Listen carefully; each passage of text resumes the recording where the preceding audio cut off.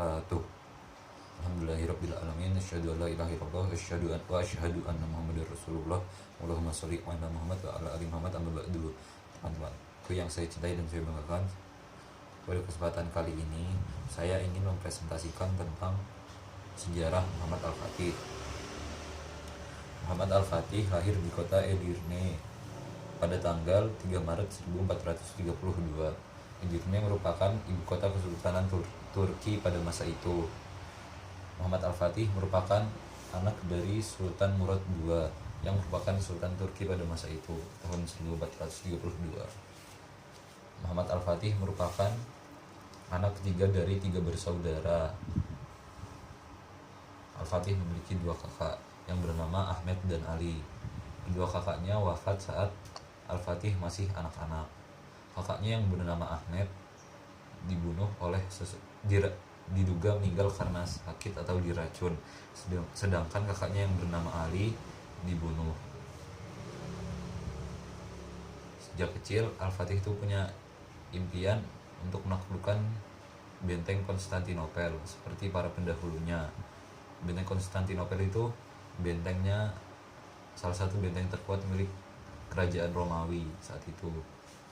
Jadi pendahulunya tuh termasuk buyutnya itu pengen ngalahin benteng itu tapi gak bisa.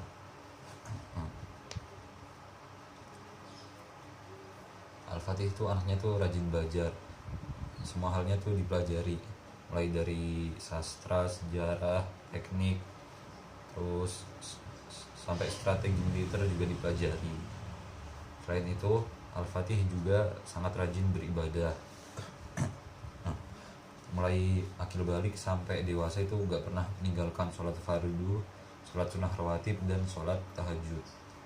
Gak pernah sekalipun ditinggalkan, sehingga Al-Fatih tumbuh menjadi pemuda yang hebat gitu. Pada tahun 1444 Masehi, Muhammad Al-Fatih yang kira-kira masih berumur 12 tahunan lah, diangkat menjadi sultan menggantikan ayahnya. Namun pada tahun 1445 atau 1446 sekitar segitu, pas baru setahun masa pemerintahannya, Sultan Murad II kembali diangkat menjadi sultan dan Muhammad Al-Fatih turun tahta. Karena pada masa itu kerajaan Turki diserang sama kerajaan lain dan Al-Fatih dianggap belum mampu untuk menangani hal semacam itu, sehingga diturunkan lagi dan digantikan oleh ayahnya lagi. Muhammad Al-Fatih naik tahta lagi saat ayahnya, yaitu Sultan Murad, meninggal dunia pada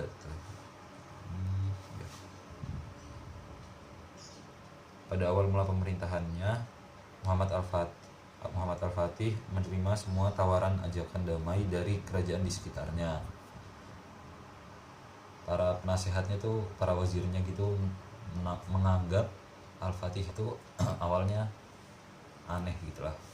Namun akhirnya Al-Fatih itu ngejelasin bahwa langkahnya itu ditujukan untuk agar bisa membangun kekuatan terlebih dahulu, seperti yang dilakukan Al-Fatih saat itu, yaitu membangun benteng di Selat Bosporus yang merupakan selat menuju benteng Konstantinopel. Al-Fatih membangun benteng di depan benteng yang dibangun oleh kakek buyutnya dengan tujuan untuk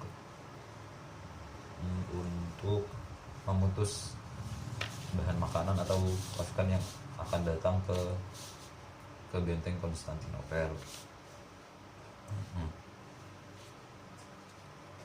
Saat Muhammad Al-Fatih membangun benteng itu, Kaisar Konstantin yang merupakan kaisar di benteng Konstantinopel itu marah dan takut gitulah, karena mengetahui akan diserang kerajaannya. Setelah mempersiapkan kekuatannya dengan membangun benteng, mempersiapkan pasukan dan juga membuat meriam yang sangat besar, Muhammad Al-Fatih pun menyerang benteng Konstantinopel. Pada awal pengepungan, Al-Fatih selalu gagal saat melakukan penyerangan. Semua pasukannya dibunuh oleh pasukan penjaga benteng ataupun dikalahkan, baik di darat maupun di laut. Saat di laut pun kapal-kapalnya Turki Utsmani itu kalah sama kapal-kapalnya milik kerajaan Eropa lain. Namun saat hari terakhir pengepungan, yaitu tepatnya hari ke-56 atau 59 gitu, akhirnya Muhammad Al-Fatih bisa menerobos masuk ke benteng itu, karena kekuatan pasukan yang menjaga benteng itu terbagi menjadi dua. Yang awalnya fokus mempertahankan bagian darat, akhirnya terpecah mempertahankan bagian laut juga, karena kapal-kapal lautnya milik Turki Utsmani itu berhasil melewati rantai yang menghalangi kapal-kapal lain masuk ke selat menuju Konstantinopel itu. Kapal-kapal itu tuh dibawa melalui darat, ditarik itu sampai masuk ke sebuah teluk dekat benteng itu. Jadinya pasukan-pasukan yang awalnya fokus mempertahankan darat akhirnya terbagi menjadi dua untuk mempertahankan daerah teluk itu. Jadinya tuh yang di bagian darat kan melemah, jadinya langsung diserang sekaligus, sehingga akhirnya pada hari terakhir pengepungan, yaitu hari ke-56 atau 59, akhirnya berhasil direbut benteng itu. Sekian kultum dari saya, sekian presentasi dari saya. Assalamualaikum warahmatullahi wabarakatuh.